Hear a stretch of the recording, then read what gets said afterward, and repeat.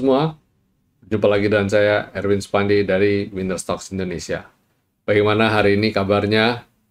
Market hari ini membuat lower low ya, dan sekaligus menjadi confirm ya kemarin atas video saya yang saya mengatakan hati-hati, waspada terhadap dead cat bounce atau lonjakan sesaat dan kemudian dia turun dengan lebih dalam lagi. Dan ini menandakan apa? Menandakan bahwa saat ini market masih dipenuhi dengan sentimen ya.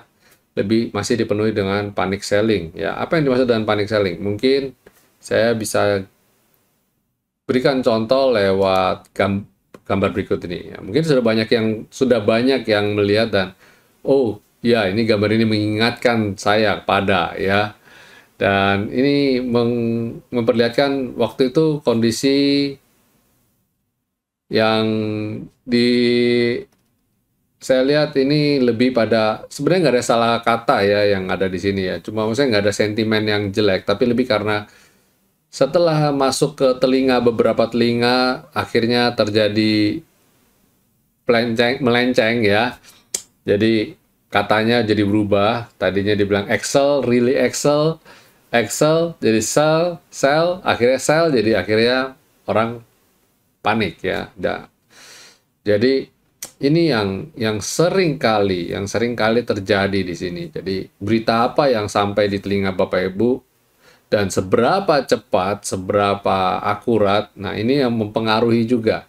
Itu sebabnya lewat ilustrasi ini sekali lagi saya tekankan, kalau saya pribadi lebih percaya kepada chart ya, lebih percaya pada chart. Dan seperti yang saya katakan, saya ngomong di awal ya mengenai sell on May. Ketika saya rilis video sell on May itu kita masih libur Idul Fitri ya, Bapak Ibu juga tahu. Dan persis di tanggal 9 pembukaan marketnya langsung ambles. Nah, ini gambarnya ya. Jadi ketika tanggal 9 pembukaan langsung begini, bam gitu ya. Pada waktu itu tidak ada sinyal apa-apa. Waktu hari penutupan Idul Fitri, pas waktu mau libur nggak ada kelihatan, nggak ada sinyal apa-apa sih sebenarnya. Masih fine-fine saja. Nah, tapi saya sudah ada lihat kecenderungan ketika itu saya lagi duduk-duduk, lagi ngobrol-ngobrol gitu ya. Saya lihat, loh kok ini ternyata sudah di dua candle terakhir di smart money kita menunjukkan sudah terjadi penurunan, ada aksi jual ya, maksudnya uang udah turun ya. Ini kelihatan banget kalau smart money kita udah turun nih di sini, dari sini udah turun tiba-tiba di sini. Nah, saya baru sadar, wah kok kayak gini ya, kurang bagus. Jadi sideways, kondisi sideways tapi smart money turun. Nah, ini sinyalnya kurang bagus gitu. Saya lihat, wah kayaknya kurang bagus sih diikuti gini. Makanya itu sebabnya saya kebetulan lihat, oh ini besok bulan Mei itu. Wah, ini ada panic selling. Bukan panic selling, sorry. Besok mungkin ada kecenderungan sell on Mei nih. Ya, jadi ketika itu sebabnya saya buat video mengenai sell on Mei. Dan kembali lagi ada yang nanya, Pak, kapan sih sebenarnya kalau gitu kita jual? Harusnya kapan waktu terbaik? Sebenarnya tidak ada waktu terbaik, tapi lebih pada kita confirm terhadap apa yang terjadi. Jadi kalau di sini, kalau di chart saya ini, kita ketika IHSG jebol level skyline, harusnya ini sudah menjadi sinyal kuat, apalagi dia gap down di bawah selendang, langsung lompat di bawah selendang dan dia jebol level skyline. Memang kejadian itu cepat sekali. Kalau kita ditanya, wah itu cepat sekali Pak, dia turunnya itu cepat sekali, nggak keburu. Nah, terus kapan waktu yang terbaik jadinya jual? Ya ketika itu mungkin orang sudah pada bilang, waduh, telat. Sebenarnya tidak ada istilah telat. Kalau kita ngomong saat ini, hari ini, tepatnya di tanggal 12 ini, ya kita akan bilang kalau kemarin itu sebenarnya nggak telat. Harusnya jual kemarin, ya. Jual kapan? Jual waktu di sini. Karena apa? Karena kondisi hari ini jauh bikin lebih turun lagi. Yang mana dia jebol V-line. Tapi bisa nggak sih kita bilang begini, Saya lebih confirm kalau dia memang jebol V-line, jadi saya jual. Ya, it's okay, fine-fine saja. Tapi dengan segala resiko. Maksudnya apa? Kita sudah tahu. Ya, kalau tunggu di V-line, otomatis saham kita menderita kerugian lebih dalam lagi. Tapi itu kan sudah kita antisipasi. Kita sudah tahu akan terjadi hal seperti itu. Jadi ketika market turun seperti ini, jual, ya sudah. Itu sudah bagian dari strategi yang sudah kita akan jalani. Ya, apalagi bagi investor yang masih dalam, maksudnya time frame dia mid to long term. Mid term lah, kita nggak usah ngomong long term, mid term lah. Dan dia cenderung menggunakan uh, time frame weekly. Nah, kalau lihat time frame weekly sebenarnya IHSG masih fine-fine saja. Cuma, ada cumanya. Naik berbulan-bulan dari Januari sampai April, dicuci bersih hanya dalam minggu pertama bulan Mei. Jadi itu yang nyebelin di situ ya. Jadi susah-susah naiknya dari awal Januari, dari awal tahun sampai bulan April. Bam, di awal bulan Mei langsung dia zoom, dia langsung kayak istilahnya pisau gulutin itu, jret, langsung turun.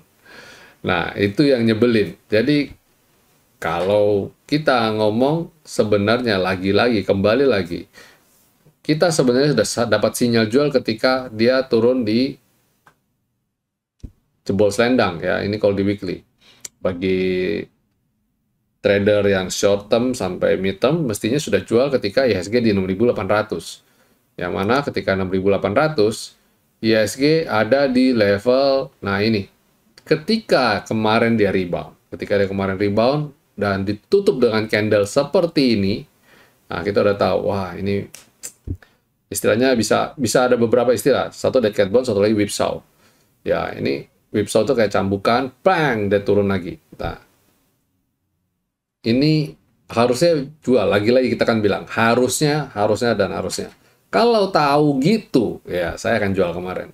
Tapi pada dasarnya Bapak Ibu, saya mau beritahu di sini ya, kita sharing hari ini mengenai kapan waktu terbaik untuk jual dan keputusan apa sih yang harus kita ambil. Seringkali kita harusnya ya melakukan segala sesuatu itu harusnya no regrets, tidak ada penyesalan. Jadi ketika market terjadi bam dan kita turun dan kita harus disiplin, ya sudah disiplin saja. Ketika memang sudah harus kena stop loss, ya sudah relakan saja. Saat ini saya yakin bagi teman-teman yang sudah kena stop loss ketika tanggal 9 Mei kemarin, hari ini lebih bisa ketawa-ketawa, lebih bisa senyum. Kenapa? Karena ternyata market lebih down lagi, turun lebih dalam. Dan malah nantangin istilahnya, ayo, kapan kita harus beli lagi? Iya, kan gitu.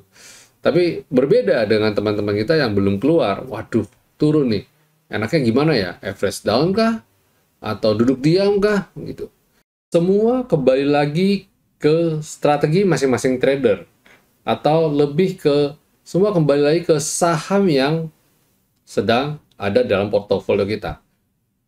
Itu sebabnya saya selalu menyarankan kepada teman-teman untuk kita itu walaupun trading, tapi please, pilih saham-saham yang memang valuasinya bagus. Bukan kita bicara mengenai fundamental, tapi at least ada dalam indeks yang LQ45 mungkin ya, ada dalam indeks-indeks saham-saham yang pilihan. Jangan yang asal comot aja. Dan tentu saja kita ketika memilih saham, kita harus tahu kenapa kita pilih saham ini. Bukan cuma berdasarkan kata si A, kata si B, kata si C. Jadi kita harus punya alasan dibalik kenapa harus beli saham ini. Sehingga ketika market terjadi crash kayak gini, ya, dan kita nggak sempat jual, dalam arti kita posisi nyangkut. Nah, kita pasti ada dua pilihan, hold atau cut loss. Nah, kalau Bapak Ibu mau hold pun, nah ini pilihan yang harus Bapak Ibu pertimbangkan matang-matang. Kalau memang harus cut loss juga, ya setidaknya pertimbangan ini sudah dipikirkan dengan masak-masak. Ya, jadi apapun keputusan yang Bapak Ibu ambil itu harus punya alasan yang jelas ya, ada make sense-nya. Jadi itu sebabnya gunanya suatu trading system. Dalam trading system patokannya jelas. Atau ketika Bapak Ibu beli, patokannya jelas. Berdasarkan fundamental kah? Atau berdasarkan teknikal kah, lihat chartnya kah, posisinya kah, apapun itu harus ada alasan yang jelas. Kalau kita bicara mengenai fundamental, tentu saja ketika market crash kayak begini, kita nggak bisa berkeluh kesah. Anggap, oh ini kita dapat barang diskonan. Harapan kita beli lagi nanti ketika dia turun untuk berharap naik lagi. Karena apa? Berdasarkan fundamental, hitungannya berbeda dengan teknikal. Kalau berdasarkan fundamental, kita harapannya kinerja ekonomi, kinerja perusahaan ini akan membaik seiring waktu. Dan itu akan membawa sentimen positif dan someday dia akan naik. Tapi entah kapan. Dan ketika harganya saat ini turun, itu adalah waktu kita untuk investasi. Itu based on fundamental. Tapi kalau based on teknikal, ketika dia sudah jebol, kita punya kriteria-kriteria trading, dan memang sudah harusnya kita disiplin untuk jual, harus cut loss, ya kita harus disiplin. Alasannya apa? Simple, disiplin. Karena sudah minus sekian persen, sudah minus sekian persen, saya harus jual. Jangan tanya alasan macam-macam lagi. Jangan tanya, oh nanti kalau besok rebound bagaimana? Udah, kita nggak ada nanya. No question, nggak ada pertanyaan. Pokoknya disiplin aja, as simple as that. Gitu. Kecuali kita memang, oh ini saham saya saham yang invest, dan saya time frame saya panjang. Berdasarkan technical, time frame saya weekly. Monggo, silakan. Ya, jadi sekali lagi saya harap Bapak Ibu tidak seperti yang kita tadi kasih lihat itu ya. Jangan panik ya, jangan sampai panik selling lah. Jadi saya harap Bapak Ibu menjadi trader yang lebih mature ya. Ketika terjadi panic selling, Bapak Ibu ada di sisi sebelahnya yang memutuskan untuk melakukan buy. Tapi kapan waktu terbaik untuk buy? Harus tunggu ya, nggak bisa langsung main beli aja. Kita harus ukur kapan bottomnya dan bagaimana harus beli, tekniknya bagaimana, itu semua harus nggak bisa sembarangan lah ya, intinya gitu. Baik, itu sharing yang bisa saya bagikan kepada Bapak Ibu di hari ini ya. Dan kita coba masuk ke market review ya, seperti yang tadi Bapak Ibu sudah lihat sebelumnya bahwa IHSG bergerak seperti ini ya. Dan saya mau nunjukin, nah ini kalau kita lihat sebenarnya bahwasannya dia sebenarnya sudah ada di level support. Ini level support ini cukup panjang, IHSG tertahan di level 6585 ini. Kalau Bapak Ibu ngikutin kita punya market review ya, ini sudah lama sekali, kita garis ini sudah saya buat cukup lama dan masih ada di sini.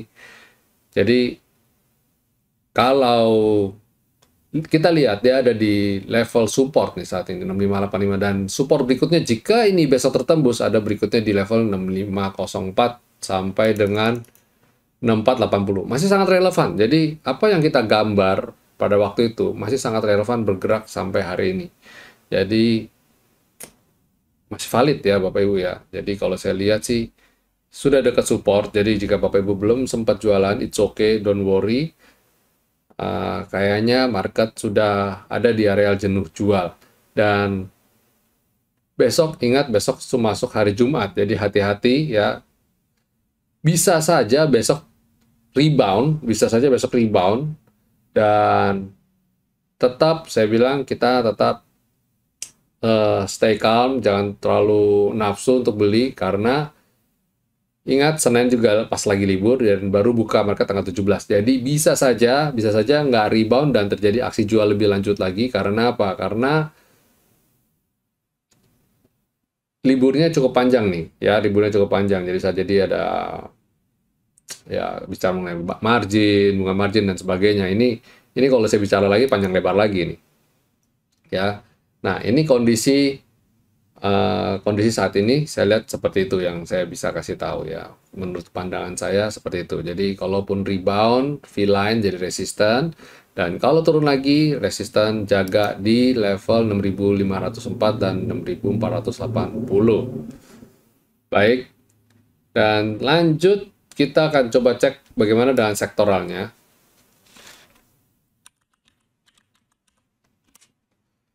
Nah, ternyata sektoralnya juga mirip-mirip ya. IDX Basic turun juga ya. Terus kemudian consumer cyclicals sama ternyata ya. Kalau lihat kayak gini, ini udah disupport semua nih. Bisa-bisa besok bisa ada pantulan nih. Jadi tapi tetap jangan terlalu agresif. Wah, kalau lihat sektor finance mirip sekali dengan IHSG kita ya, mirip sekali. Jadi stay away dulu ya, hati-hati dulu. Support bawahnya bisa 1431 nih. Wow. Ini dulu resisten, sekarang jadi supportnya nih. Wow, ngeri nih. Jadi jangan buru-buru serok dulu ya. Terus habis itu sektor healthcare, nah mulai tertahan dan dia mulai ada coba-coba mantul. Kalau lihat ini, mungkin sektor-sektor lain bisa berpotensi untuk rebound. Cuma yang finance ini yang saya ngeri-ngeri sedap ya. Oh, sektor infrastruktur juga jebol, cukup parah nih. Consumer non-cyclicals juga, wah, mirip-mirip nih ya. Ini jebol juga, moga-moga besok bisa rebound.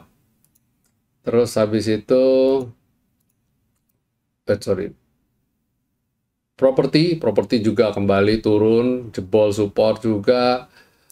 Wah, kalau kayak gini sih jangan terlalu berharap terlalu banyak ya. Kalau sektor tekno udah nggak usah ngomong, udah bikin lower low. Sektor transportasi juga masih aman sih, masih naik. Jadi kalau lihat kayak gini, saya besok masih wait and see ya. Saya besok masih wait and see, tidak buru-buru untuk trading dulu. Dan coba kita lihat apakah ada peluang memang untuk besok. Coba kita cek market rekomendasi ya. Dan sebelum saya masuk ke market rekomendasi, jangan lupa untuk subscribe, dukung selalu channel YouTube ini, dan berikan jempol. Dan jangan lupa untuk nyalakan tombol loncengnya juga ya. Oke, kita masuk segmen berikutnya. Rekomendasi apa yang bisa kita bagikan untuk besok. Pertama adalah Akra. Nah, Akra ini juga turun dalam dan persis kena di top selendang. Jadi saya harapkan segera dapat pantulan. Ya, ini Akra untuk bisa segera dapat pantulan. Terus kemudian habis Akra ada SDMU. SDMU hari ini keren banget ya, sempat naik berapa belas persen tapi ketahan dan dia turun. Moga-moga besok bisa lanjut lagi. Kenapa saya beri rekomendasi ini? Simple, karena dia membentuk mangkok, turun, pullback, dan harapan saya dia bisa segera comeback lagi. Nah, kalau dia naik lagi, ini membentuk kayak cup and handle. Wow, banget kan. Dan taksinya juga cukup besar kok. Oke, habis SDMU ada United Tractor. United Tractor juga masih dalam tren naik yang cukup kuat, dan dia pullback, naik, pullback. Nah, dia masih IHSG turun dalam, tapi dia masih cukup ampuh nih kelihatannya nih. Ya, masih bertahan. Moga-moga masih bisa lanjut lagi. Habis United Tractor ada PTBA. Nah, ini kan tadi juga kita lihat sektor energi juga masih sudah disupport. Moga-moga ini bisa segera memberikan efek. Besok bisa naik juga. Habis PTB ada IMPC. Nah, IMPC juga lagi genting nih. Lagi genting di Junta. Kalau jebol selendang jual ya. Tapi kalau dia besok bisa lanjut naik, ya harapan saya dia bisa comeback lagi. Secara pada dasarnya dia masih dalam tren naik yang cukup kuat. Tapi kalau dia turun, waspadai. Dia punya bottom bisa sampai ke skyline. Jadi ingat, kalau mau entry besok pastikan dia bisa naik di atas level 3580, 3580 atau 3600-an. Itu baru mungkin kita bisa mempertimbangkan dia bakal lanjut naik ya, bukan turun. Baik, Bapak Ibu, itu dulu market review ulasan saham kita. Moga-moga apa yang saya bagikan bisa bermanfaat bagi kita semua, dan besok market bisa baik, bisa rebound, tapi kita juga jangan terburu nafsu ya. Trading pendek dulu aja, manfaatin momentum sebentar, habis itu follow cuan, jualan dulu. Jangan banyak-banyak dulu alokasi dananya. Baik, sampai di sini dulu semuanya. Stay safe, stay healthy, and God bless you all.